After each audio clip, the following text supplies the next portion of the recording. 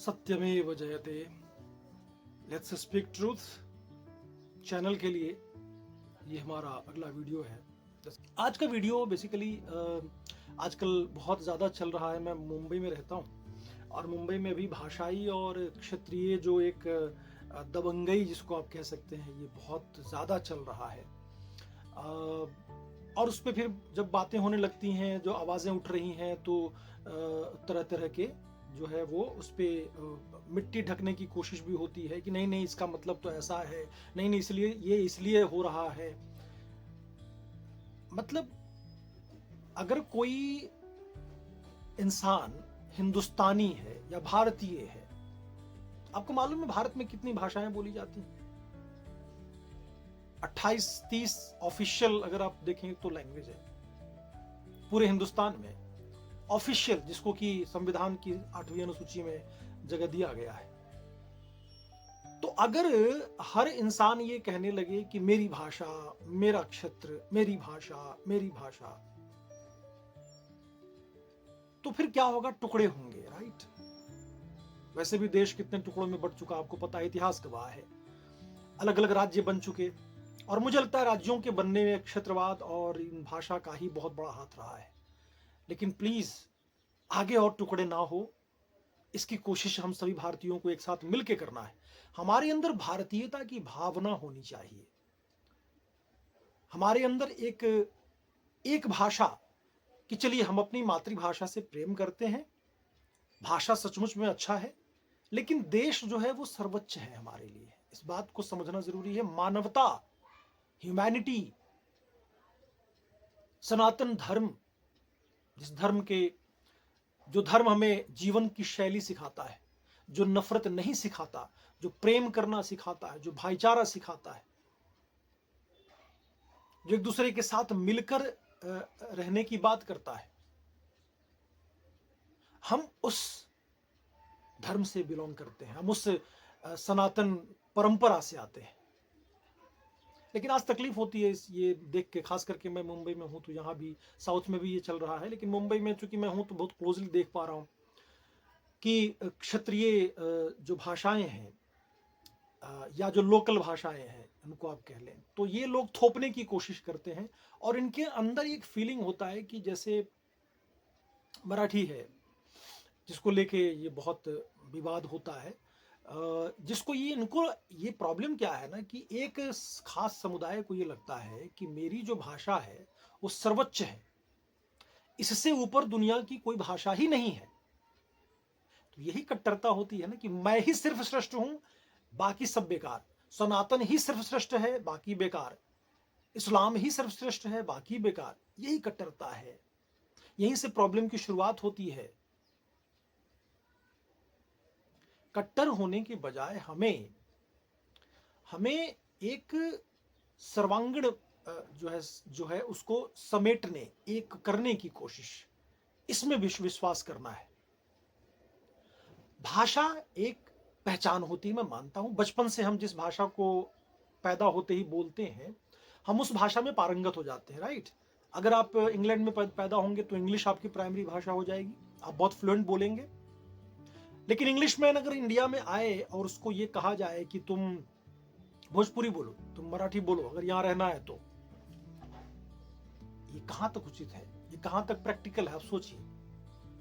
लेकिन यहां यही हो रहा है कि हम थोपने की कोशिश, हमें ये बताया जाता है कि तुम जहां से आए हो ना, तुम बहुत ही गंदे जगह से आए हो, तुम्हारी भाषा बहुत बकवास है, बहुत ही गंदी है, मेरी भाषा सर्वोच्च है, जान लो।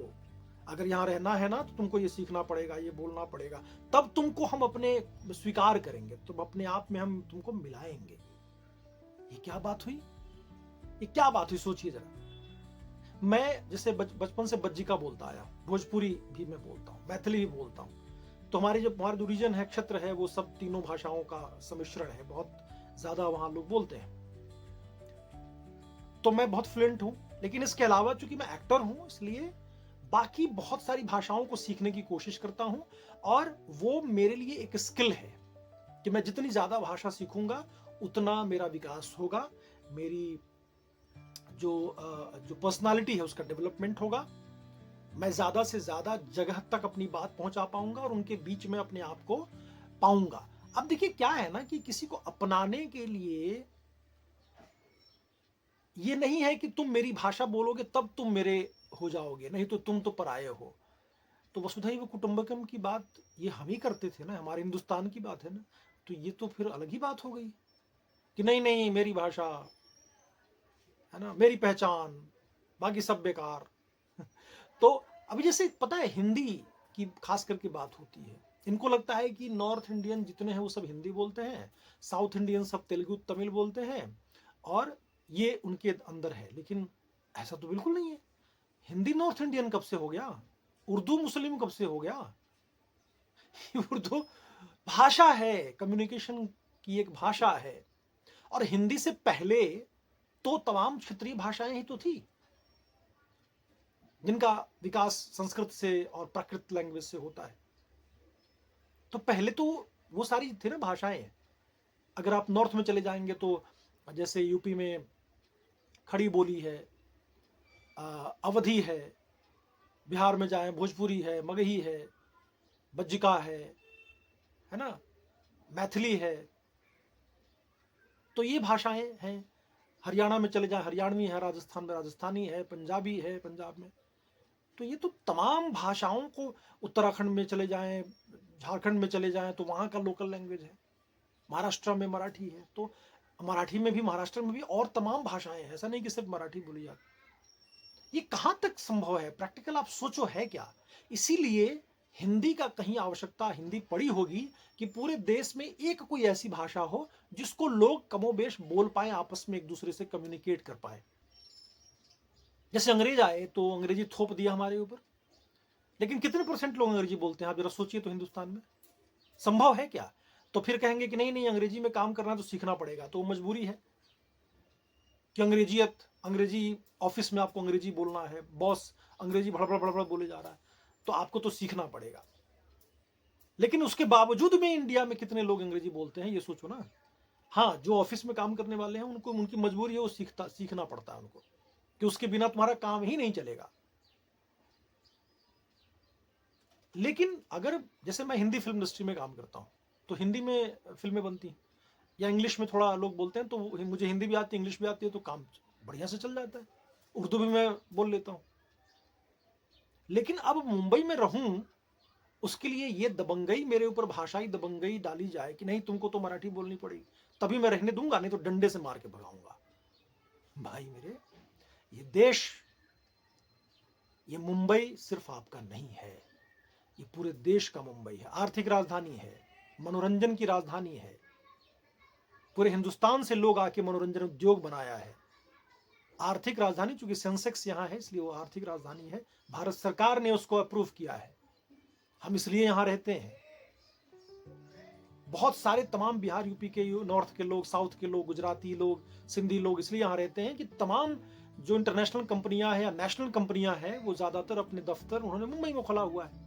साधारण सी बात है, इसलिए लोग यहाँ इतना रहते हैं। फिर इनको इस बात का भी प्रॉब्लम है कि भाई आप लोग भीड़ बढ़ा रहे हो। अरे मुंबई में हम भीड़ बढ़ा रहे हैं? मतलब हम बाहर से थोड़े आ गए तो आपको भीड़ लग गया? आप तो यहां पहले से हो, महाराष्ट्र के अलग अलग गांवों से निकल के आप मुंबई आए हुए हो ना, तो आप परेशान क्यों होते हो?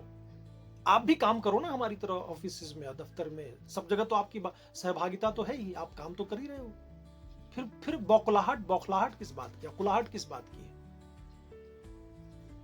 मैं बस आप सब लोगों से इस वीडियो में मैं यही कहना चाह रहा था कि ये जो क्षेत्रीय गुंडागर्दी है, भाषाई गुंडागर्दी है, अच्छा नहीं है, ये आपके लिए अच्छा नहीं है। हम तो क्या है, मुसाफिर हैं यहाँ, नहीं तो मनोरंजन उद्योग वैसे भी आप देखिए नोएडा में फिल्म सिटी बन रहा है, तमाम जो राज्य हैं वो धीरे धीरे फिल्म उद्योग बनाने की तरफ अग्रसर हैं, तो हम वहां चले जाएंगे, हमारे लिए क्या है, हम तो एक्टर हैं। बाकी जो ऑफिसेज हैं वो अगर आप ज्यादा दबंगई करेंगे तो बेंगलोर शिफ्ट हो जाएगा, कोई हैदराबाद चला जाएगा, तमाम जगह है। फिर आप यहाँ बैठ के झाल बजाते रहना, ठन ठन गोपाल हो जाएगा, आपको पता भी नहीं है कि यहाँ का जीडीपी इन बाहरी, जिसको आप सो कॉल्ड बाहरी कह रहे हो, जो हम भारतीय सब एक हैं, हम बाहर के नहीं हैं, हम कहीं विदेश से नहीं, पाकिस्तान से नहीं आए, बांग्लादेश से। तो ये जो मानसिकता है प्लीज बदलिए, मैं आप लोगों से विनम्र विनती करूंगा। हाँ, ये जो वीडियोस में देखते हैं कि जैसे किसी ने किसी को मार दिया ऑफिस में, ये दबंगई इसलिए है कि ये लोग ना नेता बनना चाहते हैं। इनको लगता है कि नेता बनने के लिए भाषा का इस्तेमाल करो, क्षेत्रवाद का इस्तेमाल करो, मारपीट करो, गुंडागर्दी करो, नेता बन जाओगे। और देखेंगे तो कहीं ना कहीं ये थोड़ी सच्चाई भी है कि बहुत बड़े एक जो है महाराष्ट्र के लीडर, उन्होंने साउथ इंडियंस कर करके वो बहुत बड़े नेता बन गए। उन्हीं के एक और थे जिन्हों जो नॉर्थ इंडियन भगाओ, बिहार यूपी वालों को भगाओ, मारपीट करो और वो नेता बन जाते हैं।